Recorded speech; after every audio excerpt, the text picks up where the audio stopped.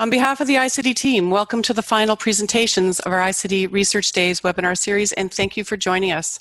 I'm Dr. Judy Farvolden, Executive Director of the Transportation Research Institute at the University of Toronto, and it's been my pleasure to be the host of the iCity webinar series. First, just a couple of housekeeping points. The session is being recorded, as were all previous presentations in the iCity series, and the recordings will be shared. And we will have Q&A following both of our talks. Chat has been disabled, so please use Q&A to post your questions, and please do post questions, and please do post them early. We have a hard stop after 30 minutes, and it's hard to respond to a last-minute raised hand. So, welcome. iCity Urban Informatics for Sustainable Metropolitan Growth is headed by Professor Eric J. Miller, our Principal Investigator, and I am iCity's Project Manager. We are grateful for the support of our partners, Esri Canada, TerraNet, IBM Canada, and Celent, our public sector partners, Waterfront Toronto, Transportation Services at the City of Toronto and the region of Waterloo. iCity is a highly collaborative effort amongst researchers at 3 universities, the University of Toronto, OCAD University, and the University of Waterloo. And we are funded by the Ontario Research Fund, Research Excellence Round 7. And we are grateful for their support of our very unique project. Each ORA-funded project must have a youth outreach program, and our excellent partner is Maximum City. As I said, iCity is a highly collaborative program of a bunch of multidisciplinary researchers, and it's founded on 3 themes. Theme 1 provides a foundation of ontologies and platforms. Theme 2 comprises a set of urban transportation applications in street design, parking, transit-oriented design, and integrated transportation and land use planning. These applications are activated by visual and decision support systems created by our fine partners at OCAD University under Theme 3. This is the last of a series of webinars on iCity Research. The previous presentations are posted on the YouTube website, and today's will be too. And before we get going today, and hopefully much more smoothly, I want to acknowledge the great support we have had in preparing for and delivering these webinars. Working behind the scenes, Pat Doherty, U-Tree's Events and Communications Coordinator, and Shazim Salim, U-Tree's Events and Communications Assistants, have scoped our needs in this brave new world and managed to produce this series. You don't know they're there because they've done an excellent job. On behalf of the iCity team, thanks Pat and Shazib. Okay, in today's session, the long view and next steps, we will have 2 talks of 30 minutes each. Our first talk is multi-decade longitudinal analysis of urban growth and transport network expansion in the GTHA with Professor Eric Miller. I'll briefly introduce Eric, but you can find out more information about him on this series posted on the iCity website. Here's Eric. Professor Eric Miller is U-Tree's director. He also leads the data management group, keepers of the data from the Transportation Tomorrow Survey, and the travel modeling group, developers of the GTA model, an advanced regional demand modeling system used by municipalities in the Greater Toronto Area to forecast travel demand. The GTA model is based on TASHA, a state-of-the-art agent-based microsimulation model of activity and travel, and iLoot, an integrated land use and transportation model system for the GTHA. Over to you, Eric. I'll pass the screen to you. Okay, so welcome everybody. So what I'm going to be talking about for the next 20 minutes or so is what we call Project 2.4, which was looking at longer-term transportation land use interactions. Many of the projects you've heard about over the last number of seminars have been dealing with perhaps shorter-term design questions and so forth, but here we're very much trying to take the long view with the Greater Toronto Hamilton area. To look at transportation and land use interaction. So we'll give a bit of background. A big part of this project was pulling the data together that allow us to do the analysis, and then just give you little snippets of results. We have a couple of papers out on this, and anybody who's interested in greater detail, find out about greater details, very happy to share papers, share the presentation, and so on. So our starting point is the circular two-way interaction between land use and transportation. Transportation provides accessibility to land, the ability to actually interact with land, land use generates where people live and work and so forth, generate activities. And those activities in turn call for changes in transportation and have impact on the transportation system. And so we have this two-way circular interactions going on all the time in our system. Some of these processes are quite quick in terms of how they act. Some are very slow. Land use is dynamic, evolves over time, but it takes time. Transportation networks don't change overnight, whereas the traffic can change, hourly on the system. So in this study, what we're interested in doing is to develop as comprehensive a database as we can for the Greater Toronto Hamilton area over a very long period of time. Given that land use transportation interactions do play out over decades, the question is, can we actually gather enough historical data so we can actually observe some of these processes playing out in some of the interactions over time? This is actually quite unique, because as we'll be able to do this, taking advantage of a lot of data that we have available to us here in this region. It's actually very rare to be able to do this very long-term longitudinal analysis, because people usually don't have the ability to pull the data together, or perhaps the patience to do it. So once we have that long-term data set, we can then do all sorts of analysis with it. In this presentation, we're going to focus on looking at the evolution of road and transit accessibility over time and its relationship to how the area has been urbanizing, how it's been growing. And then we also want to look at a bit at some of the trends in travel behavior that have occurred over time.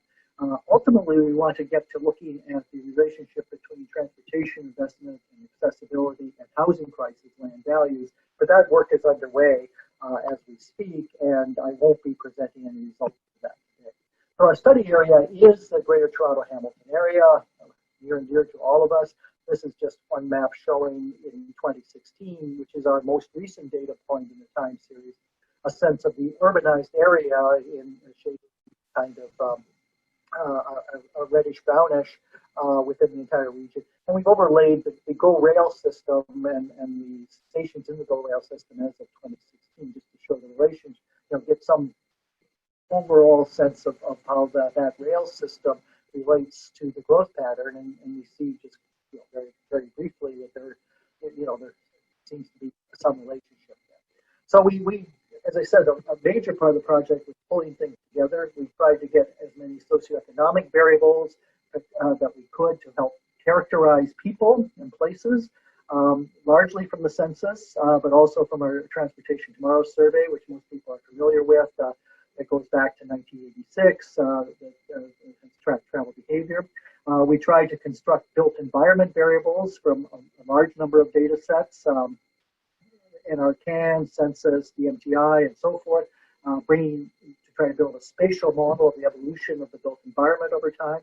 One of our partners in the iCity project was Terranet, that provided a huge database on sales, basically every parcel transaction data for every sales transaction data for every parcel in the province of Ontario. We looked at the Greater Toronto Hamilton area.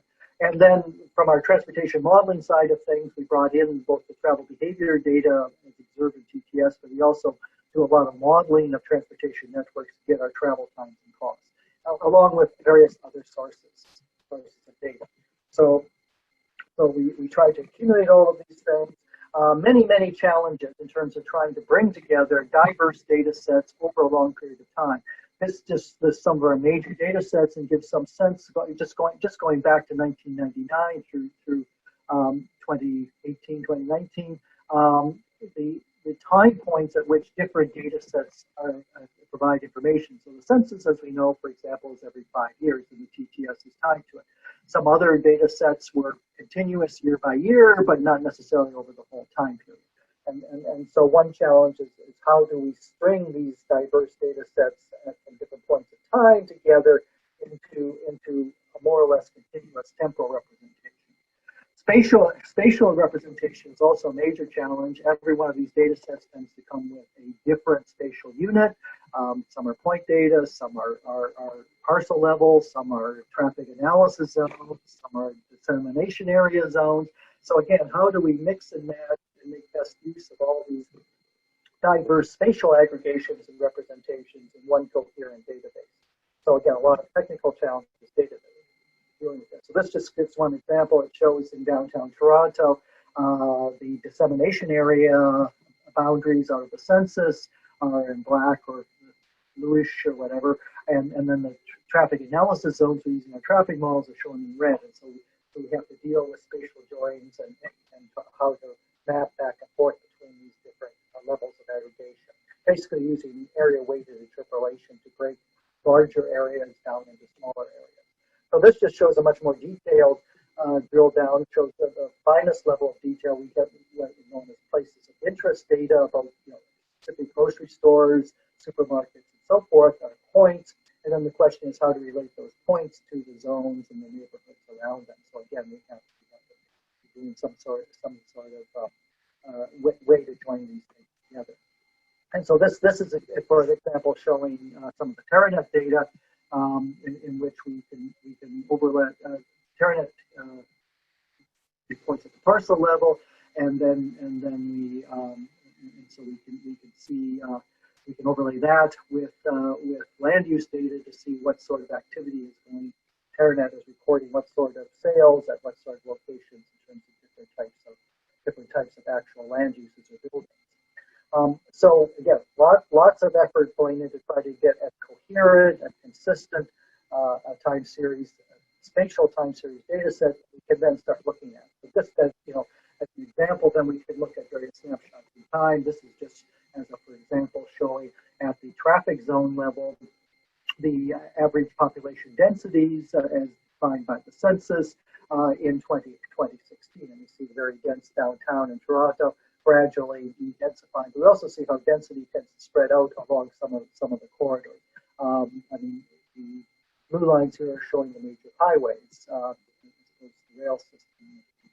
And then similarly, we can look at the job density, where are jobs located, again in 2016. Again, we see high density in the downtown, but we also see a great dispersion of jobs across the combining this with our transportation, our modeled transportation data on travel times and travel costs, we can combine our census data with our estimates of travel times, and this is showing on a 5-year basis. Again, very painfully constructed to try to get some of those years estimated in terms of travel times. How travel times have changed from 71 through to, in this case, 2011.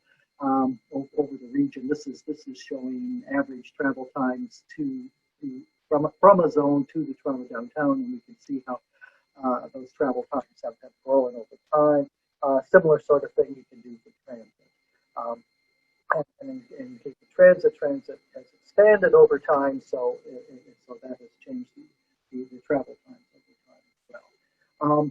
Once we have those travel times, and once we have them connected to population and employment, we can compute accessibility measures, where accessibility is a measure of how easy is it to get to some place for some activity. How easy is it to travel to connect with population at different locations or employment. So we construct a very simple, what's known as a gravity model accessibility measure that weights the size of a destination zone, its population employment by a function of how difficult it is to travel there. And then we can construct the same sort of thing to try to see how accessibilities have changed to population or employment over time. And we can see, in fact, that accessibilities, again, for each zone, accessibilities have actually grown over time. But that's largely because of the growth of population, the growth of employment. So even though congestion is going up, there's more employment you can access. So over time, accessibility by car has gone up, and accessibility by transit has gone up as well. You can't really see it in these diagrams, but the transit accessibility is on a different scale. So in fact, the auto accessibility, if measured in the common units, would be actually generally higher in those cases. So again, just as an example, here's in 2016 a blow-up view of, or if you live in any given transit traffic zone, what's your accessibility? How many jobs are accessibility weighted by how difficult it is to get there? And given the concentration of jobs in the downtown, but also the airport area to the west of the center city, one can see a ring-like pattern of accessibility in terms of how many jobs you can reach, weighted by how difficult it is to get there. And similarly by transit, again, we see transit does not provide nearly as much accessibility except in the very downtown area. We then also look at the relationship between rail development, in this case GO Rail, and that urban footprint, how we've grown, and we can see over time the growth of both the urbanization and the rail network. So again, and we can construct also other statistics. We can look at how the transit network has grown as measured in terms of total kilometers of rail lines, both for subway and for transit. You see subway grew in the early years, not so much recently. GO has grown consistently. We can look at the number of stations as another measure of what service provision. We can look at population growth versus that growth in transit kilometers and transit stations and highway lengths over time, and see sort of the cyclical nature of some of these things. We can then start looking at, in this case, for the again, for the GO stations, in this case, we can draw buffers around the station. We can look at how much growth, how much urbanization, how much density occurs over time around each of the stations, within 1 kilometer, 2 kilometers, up to 5 kilometers. Some of the findings, very briefly, is that, not surprisingly, the growth and the density declines in a gravity-like way as one moves away from any given highway exit. We did the highway exits as well as rail stations, but there's the closer, the more adjacent parcels tend to develop more. On average, there's more built-up land around highway exits compared to railway stations, but what development around railway stations tend to be more dense. Then similarly look at behavior. We looked at, tried to aggregate very complex behavioral patterns into vehicle kilometers traveled, and in total in the region, and passenger kilometers traveled for transit. Passenger kilometers increased by about 130% since over a 20-year period from '86.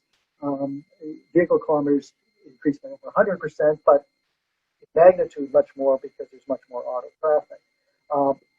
We then broke that down by degree of urbanity. We characterized each traffic zone by its level of urbanity, from extremely urban, i.e. downtown central Toronto, to very, very rural out in the outer fringes and in between. And then we looked at how vehicle kilometers traveled varied by each of those different types, and what we see that in that light blue urban but not rural but not very rural urban fringe, that's where the greatest growth of VKT occurred over the last 20 years, perhaps not surprisingly. Similarly, we looked at passenger kilometers traveled. The greatest growth was in for the very urban areas. Again, not surprising because that's where they have the best service. We can look at how that expect both VKT and PKT to increase over time because we have more people. So what's happening on a per trip basis? The VKT has increased over time, as has the transit PKT. As we spread out, people tend to travel further. And then going beyond descriptive statistics, we did fairly fancy econometrics, regression models to try to sort out some explanatory factors. One of the findings we found is we had a measure of centrality. How close are you to the downtown? How far away?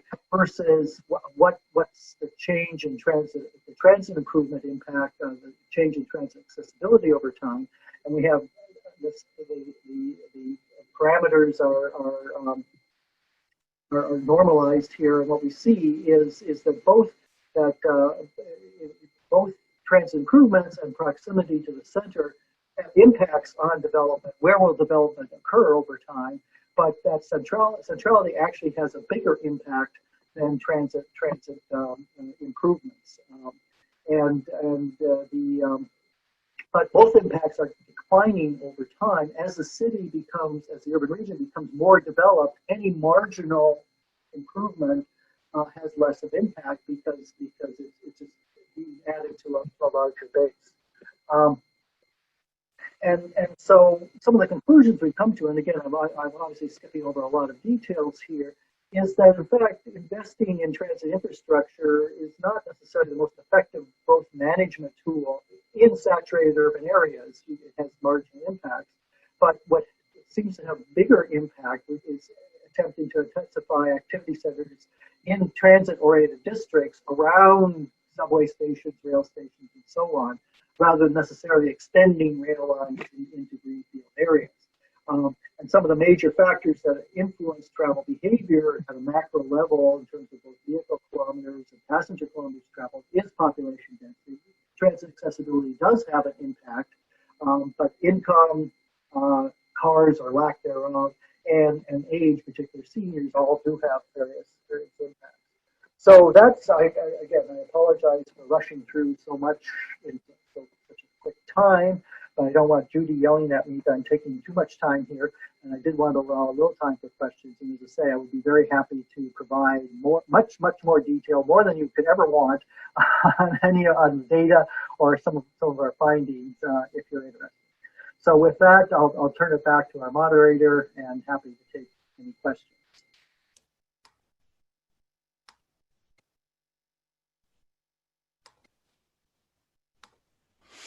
We're back. Thank you very much, Eric. A really interesting look at how the city and how has evolved and how we travel through it has evolved, and some suggestions about implications about what maybe we should do next. I know we talk about integrated land use and transportation, and this has been an example of it, but your talk didn't mention land values and deal with land values. Are you thinking, in Toronto we always think about land value, are you thinking of extending the analysis to land value and the implications of transportation on that? Yeah, I mean, yes, absolutely, and that's where we wanted to get to all along, but everything takes longer than we would like. So assembling all the data took quite some time. And I mentioned the TerraNet data. We got the TerraNet data about halfway through the ORF project. It took us a very long period of time to figure out what it actually was and how to use it and to clean it. And there's other work we could report on at the ESRI conference back in March, I guess it was. We reported on a bit of machine learning work we were doing in the TerraNet data, trying to begin to work with it. So that's very much the next step, and we'd hope to be a little further along with that than we have. But the next step is to look at how land values have been changing in relationship, particularly to transit accessibility changes, but all these other factors to try to sort it out, because this is a huge policy issue. You know, we often argue that we're going to pay for transit through the value capture of the increases in land values.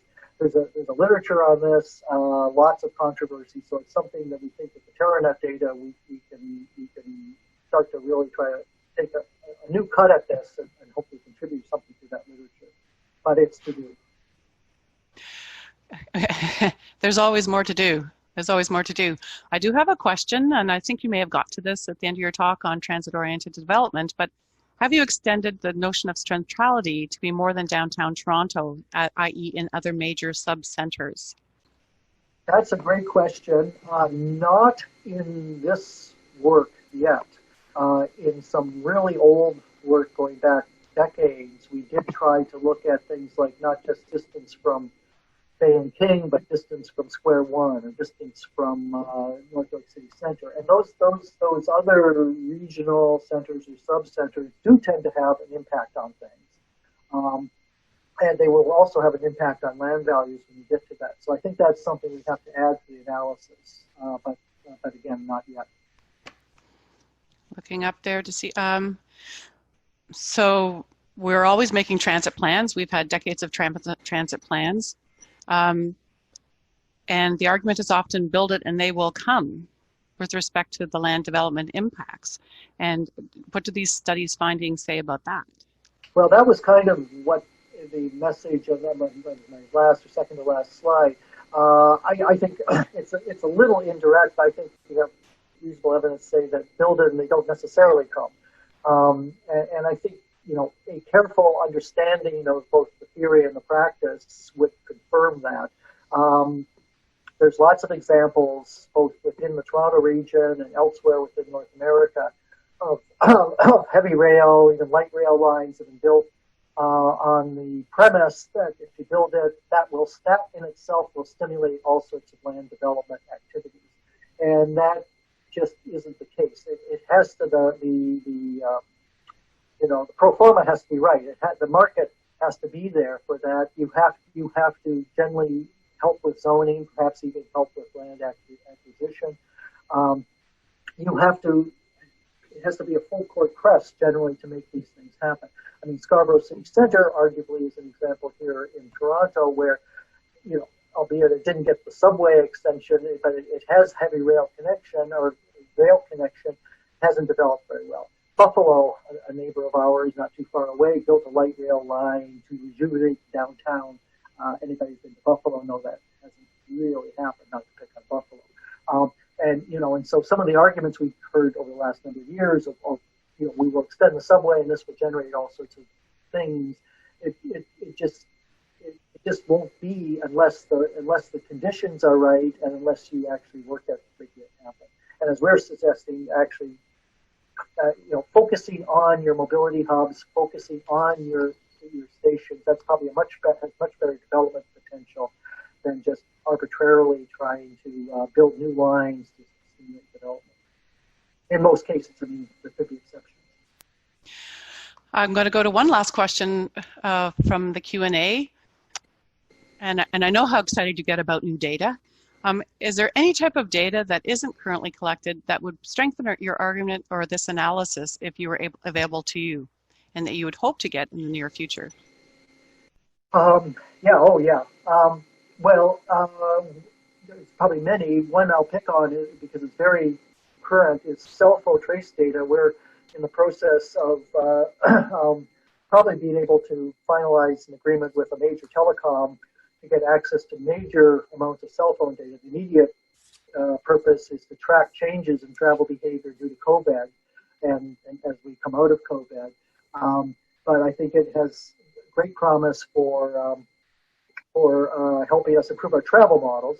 We're also talking credit card transaction data is another one that would help us tremendously in terms of understanding what people are doing once they get someplace, what sort of shopping they're doing, trying to tie consumption to travel behavior. So I think, and then of course there's the location trackers, the Wazes, and the streetlight datas and the geotabs of the world that give us a lot of information about the traffic and the travel that's going on in the streets. I think that's all fair game for us to understand better what's going on the street and ultimately how people travel. So I think it's a brave new world when it comes to data, and we're just scratching the surface. Our big challenge is access to the data, which is often in private sector hands. So that's one of the reasons I'm very excited about some of these new opportunities we're just looking at right now to get access to data. I'm looking ahead. Our next talk is about iCity 2.0. There's some real estate data there that maybe we can talk briefly about if we have time. That we hope will be available to us. So there's some major new data sets, and if we get into the iCity 2.0 project, that will also be very relevant to what we're talking about here. Then let's get on with it. Thank you very much, Eric, and thank you for your questions. The results of this research are posted on our brand new iCity website. Please visit the website at iCity.utoronto.ca to learn more about the very large number of people who participated in this research and the publications and presentations that they produced. Thanks very much. So after 5 years of research and collaboration, iCity Urban Informatics for Sustainable Metropolitan Growth is coming to a close. In these 5 years, iCity 1.0 has involved 108 researchers working on 9 projects organized in 3 themes and produced 94 publications and counting. And you can find all of that on the iCity website. Our second presentation, iCity 2.0, is an introduction to the next chapter of iCity research. So a reminder now, please, to post your questions in the Q&A, and please, not at the last minute, but if you don't get to your questions today, we will follow up. The last century was built on automobility, enabled by an expansive road network that led to the development of 21st century global cities, of which Toronto is one, brought us unprecedented GDP growth, connected our natural resources and manufacturing centers to consumer markets by a modern logistics network, and simply allowed us to hit the road and enjoy ourselves. It all worked really well until it didn't. Here we are in 2020, 2 decades into the first urban century, dealing with the challenges posed by an unsustainable urban form that has created lifestyles by necessity or by choice that lead to poor health outcomes, that generates emissions that contribute to making the Ontario transportation sector the highest emitting sector in the province, and has created a whole set of outcomes that result in social inequity and justifiable social unrest. And all of that was true before we landed in a global pandemic. The COVID crisis had made more stark problems that we knew or should have known. If we didn't know it before, we know now who our essential workers really are and where they are and how they get around. And that transit is an essential service for many of our essential workers, making transit workers essential too. And how, as in so many ways, these present circumstances have had an oversized impact on those we rely on. But through this crisis, we've had a glimpse of another way the future could unfold, with reduced emissions, increased time and demand for exercise and activity, and repurposing of public rights of way for a higher, better use. What do we need to do so that the recovery of the urban core looks less like this and more like this? What do we need to do so that recovery in our suburbs looks less like this and more like this? And so, if there was ever any question after living with 100 days of COVID, are we going to chart a path towards preparing for growth and a green, equitable, prosperous future, or resign ourselves to increased traffic congestion, less affordable housing, diminished social and economic opportunities? We humbly present iCity 2.0. iCity 2.0 prepares for a green, equitable, prosperous growth and recovery by focusing on the crucial challenges facing cities today. I've already introduced U-Tree Director Professor Eric Miller as the Principal Investigator of iCity 1.0. Eric will also lead iCity 2.0. I'll pass it over to Eric, who will introduce the iCity 2.0 theme leaders and tell you more about iCity next steps. Eric. Great. Thank you, Judy. The iCity 2.0 team is again, an extremely diverse, multidisciplinary team. Along with myself, the co-leaders of this team are the co-principal investigators are Dr. Sara from OCAD and Professor Stephen Farber from University of Toronto Scarborough. As I'll explain in a minute, we also have 3 major themes within iCity 2, and Steve will also be theme leader for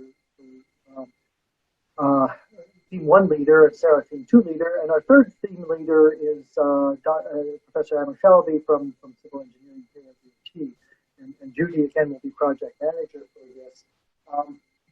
And so I would like to, they're each going to speak in a couple of minutes or so here, but I will just do a little more formal introduction to both of them now, and so then when it's time to hand over to them, I will just hand the mic, so to speak.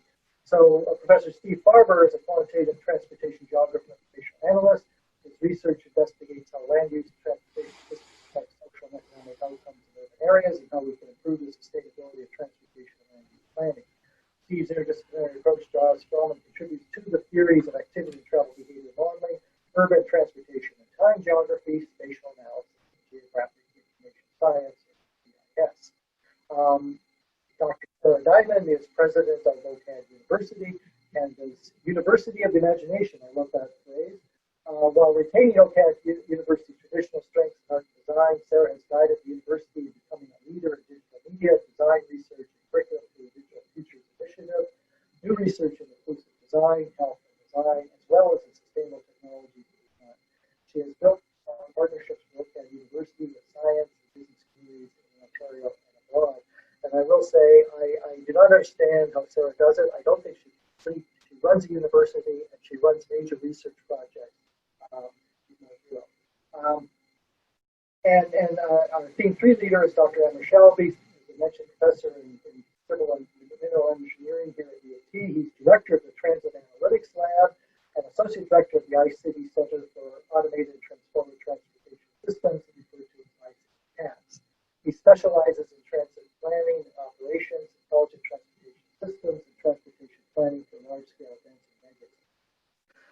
So Judy, let's go to the next slide. So having talked a bit about the team, let's talk about how we got to iCity 2 and what it is. The process of creating iCity 2, or the ideas behind it, started literally a year ago. Last June, we spent much of June running a series of stakeholder workshops. And these are just some candid pictures from several of those workshops. We brought in our partners from iCity 1, many other academics from OCAD and U of T, government partners, industrial partners, and so forth. And we really rolled up our sleeves and we really said, what's next? What are the next big things that we should be talking about? So you can go to the next slide, Judy. And so out of that came a multidisciplinary team, similar to and often involving the same people from iCity 1, but even bigger and better, I think, in terms of our diversity across faculties and divisions and disciplines, and bringing in some fresh blood and so forth. So I think we all talk about interdisciplinary, multidisciplinary work. What we discovered in iCity 1 is it actually takes work to understand each other's language and culture and so forth. And I think we got there with iCity 1, and we really want to build on that and really hit the ground running this time in terms of doing truly interdisciplinary work. Next slide, please. In addition, we're extremely proud of our partners that we've brought in from both the public and private sectors. Some are holdovers from iCity 1, and particularly SU Canada, which we a huge great partner in 1, and we're already talking about what we're going to do in 2. But some new people to the table. Can we go back? I particularly wanted to mention, because we talked about data, Informatics Analytics and RPS, Real Property Solutions, will be bringing significant data to the table. We're also extremely proud that we've got a couple of architectural firms, Daniels, Diamond Corp, consultants such as Hatch, and so forth. You can and some providers, mobility service providers, SwiftLife, and Totally Urban, a real eclectic but synergetic mix that I think we're going to work really well together. And we'll talk more about that in a minute. The next slide. So what is iCity 2? Our focus is on, you can read the slide, emerging transportation, new urban and suburban forums, improved mobility, and to create seamless, safe, integrated transportation network. We're trying to take that's equitable, sustainable, and economically sound. We're trying to take the, I think iCity 1 had it had a unifying theme, and we had lots of bits and pieces. Here we really want to bring things together into much more comprehensive, holistic look at things. Instead of talking about just complete streets, we want to talk about complete neighborhoods. And we want to bring our different disciplines together to really address these first-order problems. All of this was written back in September, long before COVID. I think everything we said there holds in spades now in terms of the things we're learning from COVID about our cities and things we need to go going forward. So I think our ideas hold very soundly, even in this very changed circumstance. Next slide. So we have 3 themes, those kind of ovals in the middle of emerging mobility technology and services, building complete, which includes housing and jobs and mobility, and then looking more at the transportation networks, complete integrated mobility networks and solutions. So those are going to be the themes where the work exists. They will break out into a number of work packages that we'll talk about in a minute. But all of that's built on, first of all, on a solid foundation of urban data science. Data, the analysis, the modeling, the visualization, these are our real strengths as researchers lie. But also will be tied, even more so than we had in iCity 1, into truly taking our partnerships and outreach and knowledge translation seriously, engaging our partners, engaging the public, translating what we have into practice. And the ultimate goal is really equitable, healthy, wealthy, and smart communities, at least trying to contribute to that. So next slide. So those 3 themes break out into 10 work packages or individual projects. Each one has a set of research questions. Each one will have its own approach and will involve data, models, and analytics, surveys, etc. And each one will have outcomes and will involve that engagement activity in a much more integrated way, a very integrated way. How do we tell stories? How do we take our research in practice? How do we engage people? Next slide. And those 10 work packages, so 3 themes translated into 10 work packages, which translate into 45 research questions. So there's going to be a lot of academic contributions, lots of papers, lots of hypotheses tested, lots of models built, but each of these things will be driven towards having impact in terms of reach. And so with that, I think I will turn it over to Steve Farber, who's going to say a few words about theme 1. Hi there. Okay, great. Sorry, just as you turned me over, I got distracted. My son can't find his remote control to watch his cartoons downstairs. So I'm back though. I'm in the moment here. Thank you for the invitation and the lead up to this really exciting project. And the theme that I'm going to be leading for this project is the Emerging Mobility Technologies and Services theme. And, the overall set of work packages here has 3 flavors. One is to do an assessment of the current services that are operating both within Toronto, as Canada, and then out there in the rest of the world. We are going to be doing work then to integrate the modeling of those types of services into our transportation land use models, and also conduct some field tests out in the real world to understand how these services could be, how they operate, but then also kind of specifically how they can be used for social good. And if you can go to the next slide, I can get into those last 2 bits a bit more comprehensively. So I think there's a lot of, why does this matter? I think there's so many challenging aspects of modeling emerging mobility technologies and services. And fundamentally, we've got issues, say, if we take ride hailing as one of our main examples of whether or not we're modeling kind of origin to destination trips or new ways of integrating ride hailing with transit and other modes of transportation in first mile, last mile modeling.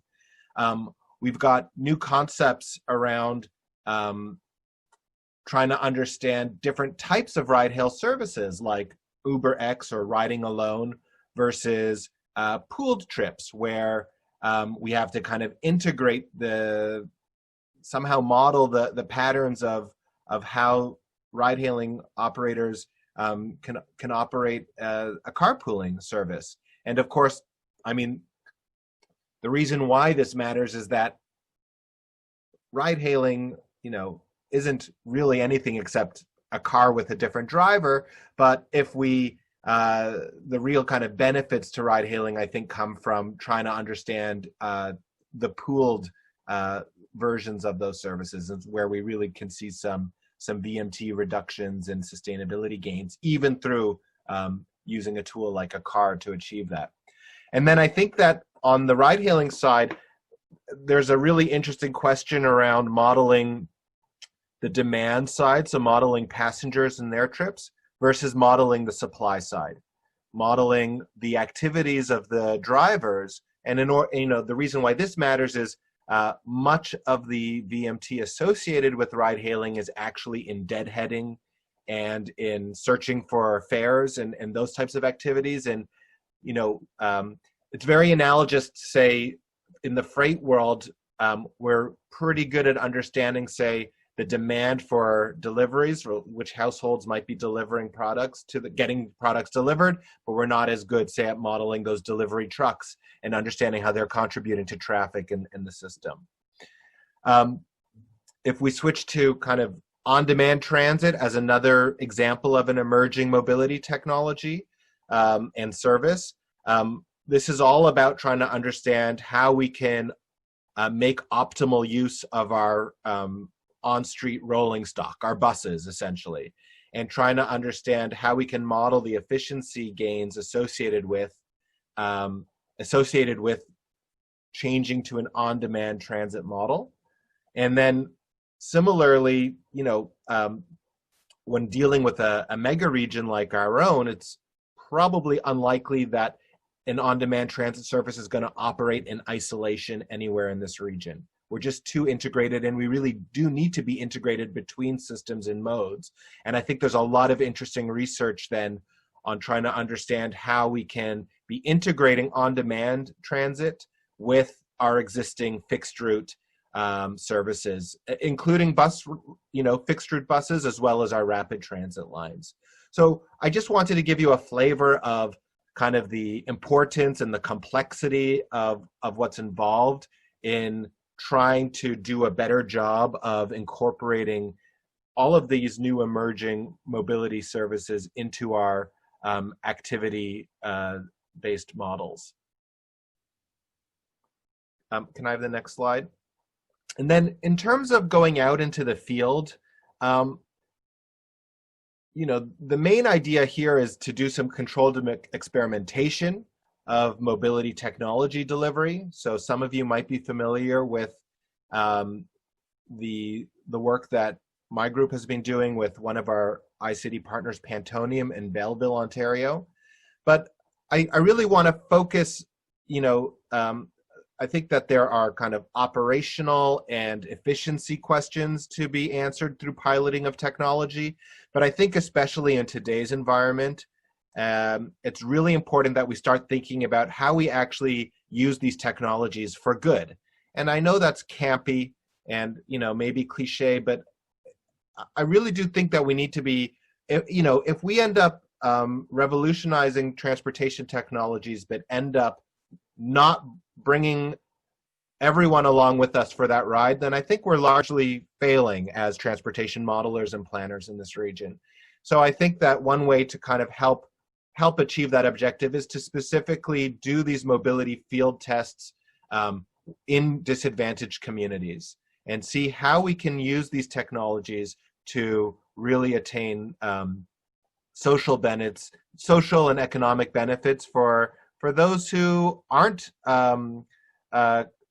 being served and are suffering from that lower level of service or below average level of service. So we are looking to work with Pantonium and looking forward to working with them on additional field tests. We're also working with a Swift Ride, a carpool app company, to see how we can get carpooling back into the focus here.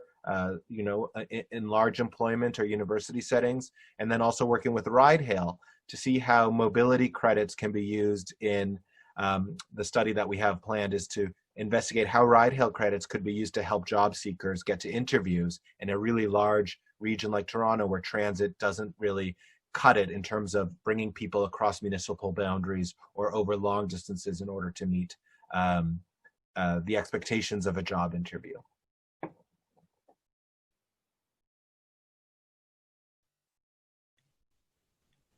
Hello, hi there, everybody.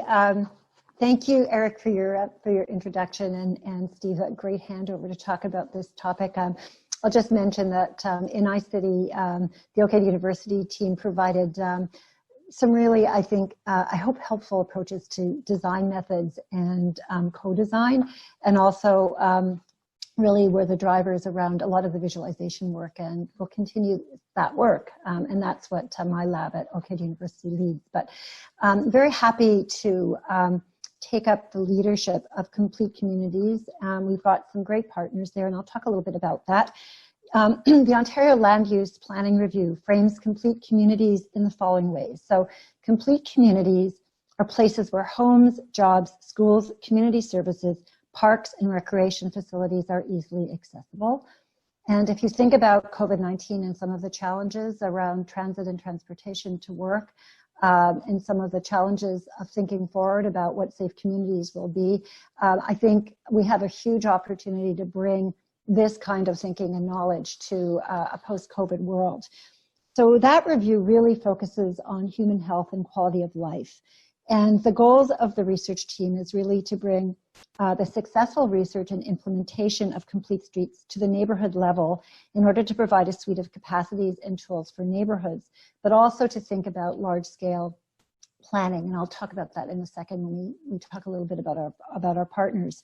So this is really relevant for existing neighborhoods that require the transformation of transit options and for greenfield and brownfield development.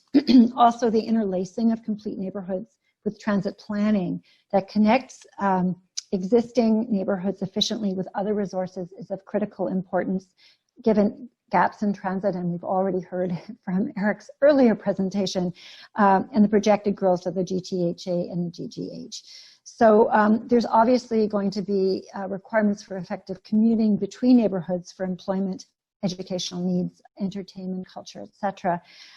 But what we need to really be able to do is simulate and analyze travel behaviors in relation to complete neighborhoods, in relation to emerging modes of travel, and then we are bringing in, as Eric underscored, socio-economic factors to be part of these models. And so our partners here in terms of Informatics, for example, are really of critical importance in terms of the sort of demographic data that we need to be able to use. So perceptions of what constitutes a complete neighborhood in relationship to transit needs will vary given the nature of communities, demographics, needs and aspirations, and integrating perspectives of residents or potential residents of complete neighborhoods in transformation projects and in planning new neighborhoods and feeding back results are really critical. So our partnership with Daniels and Diamond Corps, who are significant developers in not just the GTA, but now outside it as well, some at an international level, are really important because they're two developers who have a very strong history, which is why we reached out to bring them in, of user-centric design methods. And so it's very exciting to think through how we will be able to work with them. So we will be undertaking analysis and modeling. We're building a scorecard. A number of us were involved with building a scorecard for complete streets in iCity 1, and that's really been a way of analyzing this sort of holistic relationship to a street. Now we're looking at what that means in terms of a neighborhood. So we'll be looking at housing value, land value modeling, residential locations, employment locations, and transportation modes. And Esri tools are very critical here to building models of communities and being able to use foresighting techniques, which our team is very good at OKEDU, but also we're going to use this sort of notion of generative design. So you can see, though, on this card some of our questions. So comparative advantages of a complete community model against existing plan models and infrastructure investments. So we're pushing towards a new model. What do we need to do to get there, and will that be effective? Integrating urban models to generate and evaluate alternate transportation scenarios, and then, as I mentioned, co-design. So how can we use surveys and preferences in this process of planning? And that then takes me to the next slide, which is generative design. So if we can go there. So thank you. Beautiful. So generative design, essentially there's sort of two ways of thinking about this. And this is where Autodesk is a very important partner of ours. So it comes from some ideas that Christopher Alexander, who really was a phenomenal urban planner decades ago, which was this kind of brick by brick notion of how you generate a design, which is that you pull together a lot of views, a lot of potential designs, the constraints of environment, and then you run analytics on those and you begin to see what kind of models emerge sort of from the ground up. And so that is one direction of generative design, and it's one of the ways that Autodesk, frankly, wants to push their technology and their capacity. The other is you put in place a number of sketches or ideas of what your outcomes are, and then you provide a lot of data around constraints, and then you look at what's actually possible and what the trade-offs need to be. So it's a sort of vision down or kind of community planner up model. And both of these are incredibly valuable for COVID-19, because one of the things that we can do is look at the different models at a global level that people are using to address both transit and transportation safety, and also rethinking communities and access to resources, and feed those into modeling what are optimal environments. In the two case studies, So Diamond Core and Daniels are providing case studies. One is a kind of greenfield, brownfield, start a neighborhood from scratch. And the other is how do you convert an existing neighborhood to make it a complete neighborhood. And so working with our developer colleagues, we're going to be able to use these kinds of computational tools to think about typologies of complete communities, but also bring real world data in and a lot of deep collaboration with user communities. And then just coming back to Steven's presentation, you know, communities at the margins, as well as communities who are well served. And that's a strength of both of these developers, is they really have a passion for affordable housing and mixed housing and mixed resources. So very excited about leading this part of it. You know, it pulls on my other backgrounds as a historian and my sort of sociology training, as well as the geek part of me as a visual analytics person. So on to the next part of our research. Thank you. Yeah, thanks, Sarah. And okay, so the third theme of this project is concerned with essentially transit network design and surface transportation network design in the new era, really, of new mobility technologies. So traditionally, transit networks have been designed independently, really, of other kinds of services, but needless to say that public transit really need to recognize where new technologies can fit in within the broader scope of surface transportation networks. So this really needs a new look, really, of the processes by which we can plan and design surface transportation networks. So the third theme is mainly concerned with really extending the concept of complete streets to the network level, and specifically the surface transportation network level. So our aim here really is to provide tools to enable the design of complete and integrated mobility networks, the core of which will be public transportation. So we are really tackling this from multiple perspectives, from the demand side, from the supply side, and also at the strategic level, as well as at a more tactical level. So the three work packages here, next slide, please. The three work packages here are designed accordingly. So the first one is really concerned more with the demand, again, developing and extending really our knowledge and understanding of what the causal factors that influence traveler choices of both conventional modes, public transit, auto passenger, and so on, as well as new mobility options. So what are those factors that really influence the choices that people make with regards of which options to use and which combinations of options to use? And more specifically, what role of level of service in terms of the travel time, the delays, the waiting time, and the cost of each one of those options? How does it actually influence the demand across the surface transport network as an entire ecosystem? And this will also lead us to better understanding of where the service gaps are, you know, areas where public transit doesn't really serve very well, or might be really inefficient, and there are opportunities to fill those or address those inefficiencies by integrating public transit with new mobility services, based on our understanding of how people make choices, and based on our understanding of how level of service really improvements can influence choices. So the first really work package and theme is more on the demand side, and this is not only addressing those questions, but also developing the tools to explore and investigate those questions. So the focus of this theme will be on that. And then this will help us really coming up with solutions at the strategic level, which is the work package number 2. And we are going to explore here the generative design approach, which Sara just explained previously, how to come up with actually integrated and complete service network designs that include public transit as well as new mobility technologies that are working really seamlessly and together to improve really the overall throughput of the surface transportation network. Again, there will be heavy focus on transit. It will still be the core of any surface transportation network, especially in a big city like Toronto. But again, our outlook or our approach here will be more holistic to see, how other new mobility technologies can be integrated with public transit.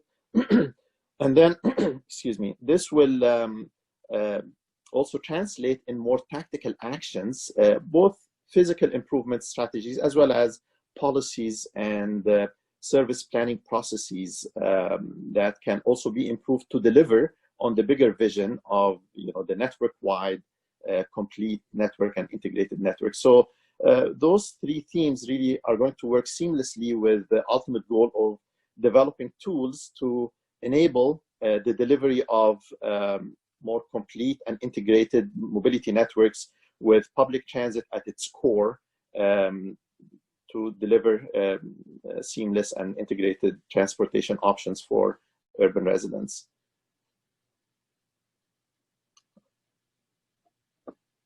That's it. Thank you very much, everyone. We submitted the proposal to the ORF Round 10 last September and have been told we might expect a decision soon.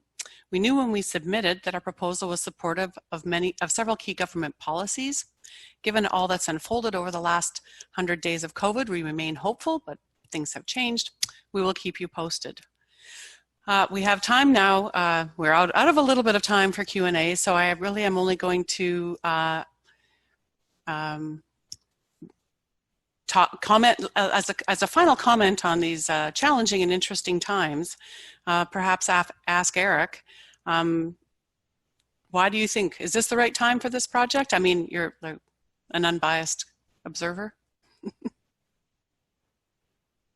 The perfect time for this. Yeah, no, I mean, I think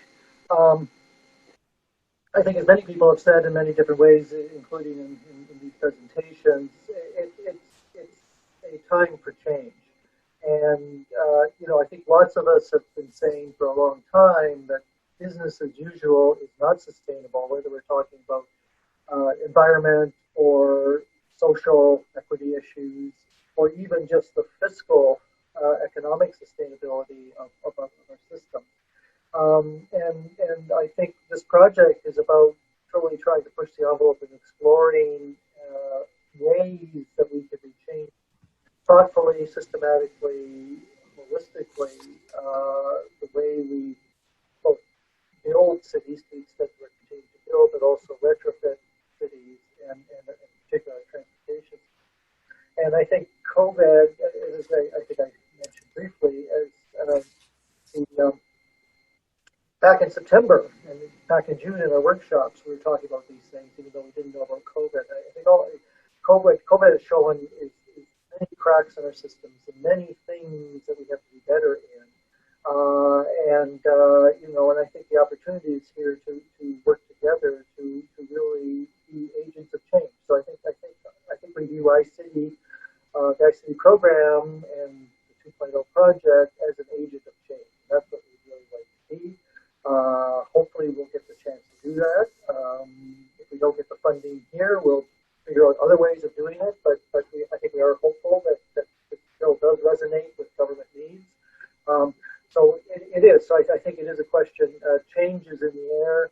We've shaken everything up, and the question is how do the pieces settle? And I think we'd like to be part of putting those pieces in somewhat different positions on the jigsaw puzzle going forward. Thanks very much, Eric. And I wish we had time for more questions because I know that would be well received, but we did run out of time.